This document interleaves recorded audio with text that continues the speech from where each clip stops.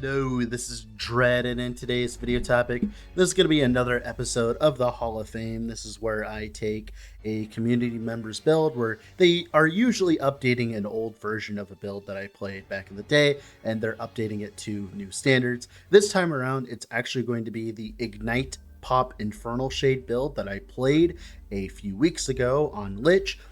Someone decided to play it on Warlock. Go ahead and introduce yourself, Sven. Yes, hello. I'm on Twitch. I'm Svenneboy, but most often I try to go by Antenz, and I have remade the Ignite Pop Infernal Shade build and fitted into the Warlock formula.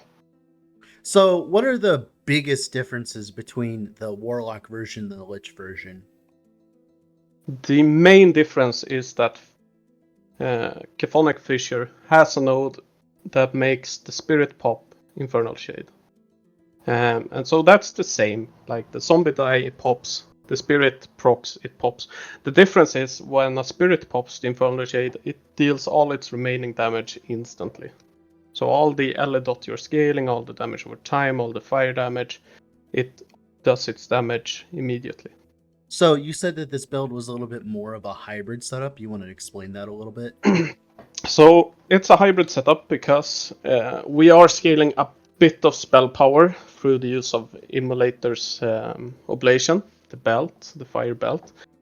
And that's because the shade in itself has a lot of scaling with spell power. But it also has inherent scaling with elemental damage over time because it's an elemental damage over time skill. So we are both scaling that and we're scaling Ignite, which also double dips because of Warlock's Ignite Overload, which gives us more damage per, 20 global Ignite chance or something. Yeah, it's pretty disgusting. So, for anyone who's new at home who hasn't watched the old video, you want to explain what's going on exactly? So the concept is very, very, very simple. A lot of creators want to talk about lots of moving pieces. This has very, very few moving pieces. You put down a fissure, the fissure sends out spirits. If one of these spirits hits a target where you have planted an Infernal Shade, it will pop, and it will deal its damage in AoE. And as it pops, it procs ignites. At the same time, your spirits are proccing ignites, and for my build, I have spec'd into Chaos Bolts and made Cthonic Fissure proc Chaos Bolts, so they also proc ignite, and Cthonic Fissure gets increased frequency from popping, so it's... And you also get to spread the ignites too, right? Yes, correct. We have some spread. Yeah. But it's very minor, the spread. We have some spread, but you don't really need it because Infernal Shades does AoE already, and you get so much frequency on your fissure that it's just it melts the screen in, I would say, lower corruption, but I pushed this build a bit too far. But I would say up until like 1,000 corruption, everything just melts.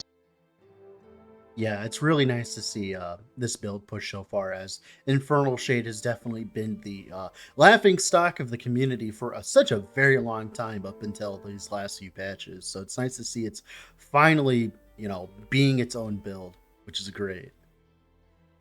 It's a cool skill. I love it because it's very, very versatile. It can do a lot of things. So yeah. So I'm looking at your gear here. The one that you're wearing in game.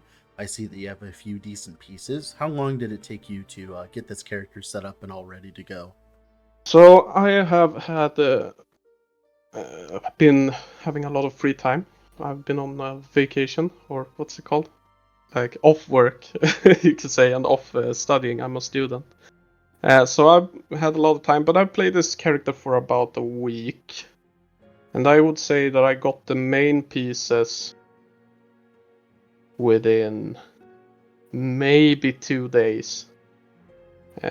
After 2 days, I've got the pieces that I really want to, and that I feel is nothing is necessary for this build to play. You just scale ignite. You can do any gear you want. You can do any defenses you want. Nothing matters. You scale ignite and LE dot.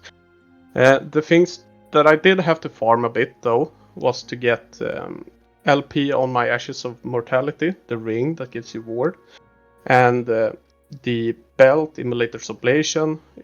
Those are really easy to farm though. You just go into the dungeon, what's it called? Soulfire Bastion? Yeah, with the COF bonus, it must be way easier now, huh? Yes, you get a lot, and I have slammed about 16 2 LP rings and missed all of them. But you get a lot. It's a sad story. The most annoying part or gear to farm is the Bone Clamor. Yeah. Not because of the Clamor in itself, but because the chance to bleed affix that I have on it is so rare. Yeah, the Global Ignite chance, which you're converting to, the Global Bleed, which you're converting to Global Ignite with the Malence Hubris, yeah. Yes. So, I see that you're running more of a casual ward setup. You want to explain the defenses real quick? So the defenses are more or less based on the inherent strengths of the Warlock class. Bone Clamor scales ward per second per uncapped necrotic resistance. I have a bit below 400% at the moment, so it gives a bit of ward per second. We have the Ashes of Mortality ring that gives you chance on hit to gain ward per ignite and damned on the target. And you get a lot from this. Like, you have so much ignite, and you are spreading some, and so you get a lot of ward from that. After that, because of the new ward formula, where it doesn't cap you at 4k, but it's really hard to get a lot of ward above 4k and consistently stay at that level. So because of that, my second priority has to been to get as much armor as possible, to make the ward that I have as efficient as possible. Speaking of armor, I see your boots here. Yes. These boots are my pride and joy. I love these boots. I would marry these boots if they asked me. These are great. Armor, and armor. Oh, and armor. Yes. The problem with casters in general in LE and in most games, and it's type of the archetype, is that you don't get a lot of armor. So what we have done is to get as much armor on the piece as possible. If you look at my gear, I'm still missing on the chest. It has increased health, it does nothing. It should be armor. But then we're also playing the combination of Immolator's Oblation and Soulfire, which gives us 100% increased armor while ignited, and we're always ignited. Yeah, that's insane. That's such an insane combo there. That's great. I see that you are running a Nihilus. It's nice to see this being used as I know damn good and well when I played the Infernal Shade build, when I was like messing around on the Lich, that plus 2 levels to skills was like literally one of your best stats.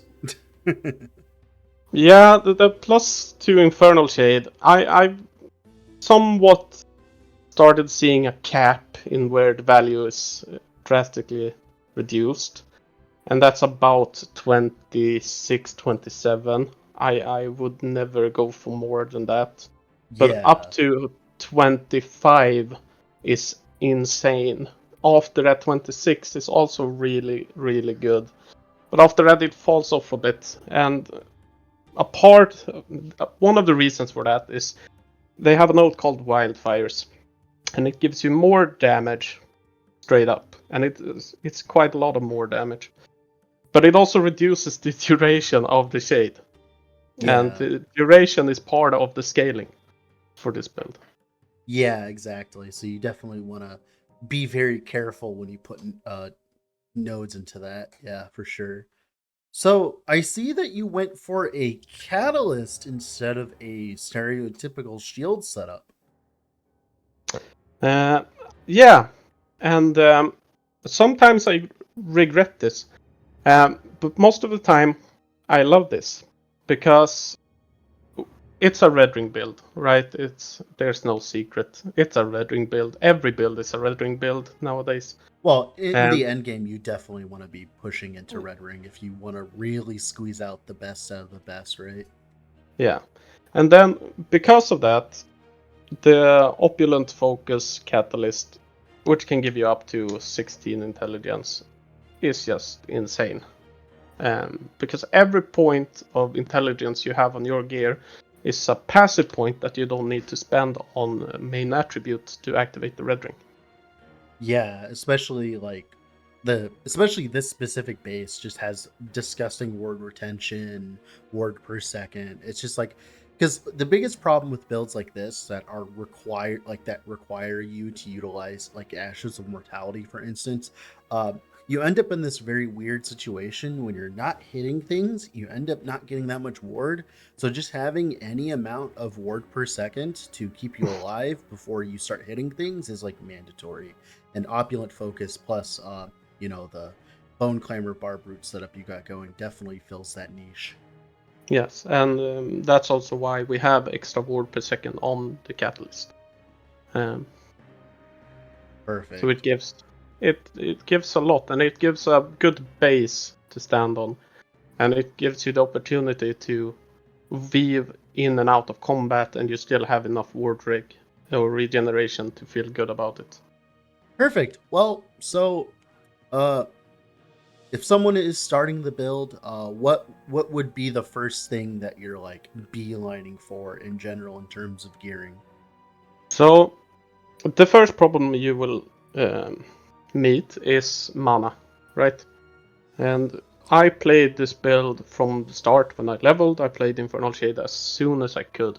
So I had to start by using Wandering Spirits as a mana battery. There's a node in Wandering Spirits that gives you mana when they disappear, I think. Yeah, when they expire. So you get a lot of mana for that. So the first thing I would want to get is a Scepter with minus mana cost. Even if it's a tier 5, it's still fine. You will notice the difference immediately. But a T6 minus mana, I would say, is really, really nice to have. So that would be the first thing I'm looking for. Yeah, spamming those fire starters. Yeah. So after that, you just try to slam a fire starters with T6 mana cost reduction. Everything else is optional. This is, and even the weapon is optional. But for this specific build, I would go for that first. Then I would start farming for a Hubris. This Hubris is insane for Warlocks because you get so much bleed chance from the passive points, and you have the class specific affixes on your helmet and chest, which gives chance to bleed, which is then converted to ignite. When we have those two things, a Soulfire is always nice. You can use any relic you want, really. I use Soulfire because it's the most ignite chance you can get. And then you spam the Soulfire Bastion over and over until you get your belt and you get your ring. You don't need LP on this. I pushed this build to 900 corruption with 0 LP on my gear except for my fire starters. You don't need LP. Now you have to play well, of course, but you'll have the damage. So you don't need LP. But I would spam. We were talking about the bug. You want to explain the bug for people? So there's a bug with this build, unfortunately. I didn't know about this bug until I started looking at the recordings that I sent to you, Dread. And this bug makes it so if you have a fissure out and you're spamming your Infernal Shades, they will blow up. However, if you put down another before the first one has expired, your Infernal Shades might stop popping. And this goes for both Chthonic Fissures, even if the first one goes away, right? Correct. So after you put down a second one, if the bug happens, it will be gone. That's a useless fissure, and you will have to wait until it's gone and then put down the next fissure to get the pop going again. Yeah, so make sure you're not spamming the crap out of fissures, pretty much. Yeah, just be patient with it. You have enough damage, so. Perfect. All right. Well, thank you, Sven Boy, for coming on and showing us probably the potentially one of the better Warlock builds to ever exist in general, especially after all the bug abuse has been nerfed and now Torment has been nerfed. It's definitely very close to what I It's would call one of the better Warlock builds. Go ahead. it's up there. Just a notice is that you will naturally, I'm squishy. I'm up at 1400 corruption. Everything does a lot of damage. Yeah. But this build is a bit squishier than the Torment Warlock. Mm-hmm. And it is so because you cannot scale necrotic both for defenses and offenses. So Yeah. you have to balance I out your mean, build. with how much damage you have, like you could easily cut a little bit of damage and like go for like one of the more OP defensive setups. Like you could go low life, you could go vessel. Absolutely. Like And I think low life is the end game version of this build because then you also get chaos bolts to do more damage based on missing health. yeah, And exactly. It's like really when you're dealing with this much damage, like for instance, your chest has no bleed chance on it. If you get an examiner with this bleed chance, it's like instantly an upgrade over your chest, like instantly. So it's like easily a way yeah, to deal with that. except for the fact that you need to activate your red ring. Oh yeah, for sure. Yeah, you And definitely. that's where the Well, you'd make sure to have a multi LP chest, obviously. yeah. A 4 LP Exanguinus is what I'm farming for. Good luck with that. Someday. Well, you have like 3 to 4 months, so have fun. Yeah, I'm not doing that. I'm sorry. Well, thank you so much for coming on, Sven Boy. Thank you for showing the superior version to the Lich version. Sadly, this is definitely just a better version, I think. I'm sad to say that I think so too. I love the zombie all right. trick though. To be fair, that's because EHG kind of shoehorned it in with the Chthonic Fissure synergy. So I still stand by. I enjoyed the Lich version. I did too. That's why I got this idea because I tried your Lich version before. Yeah. Well, I was always planning on playing a Warlock version. It's just like when I was thinking about playing this in the Lich version, I was like, it kind of sounds fun spamming zombies, but no, this is so much better in every single metric. The best thing is that you don't feel the pressure to equip the zombie rings. I hate the zombie rings. They are. I hate it, and I hate the experimental affix on the belt. I agree. I hate. Well, with all that being said, thank you so much for coming on, Sven Boy. I'm gonna go work on some other stuff. Thank you. Bye bye.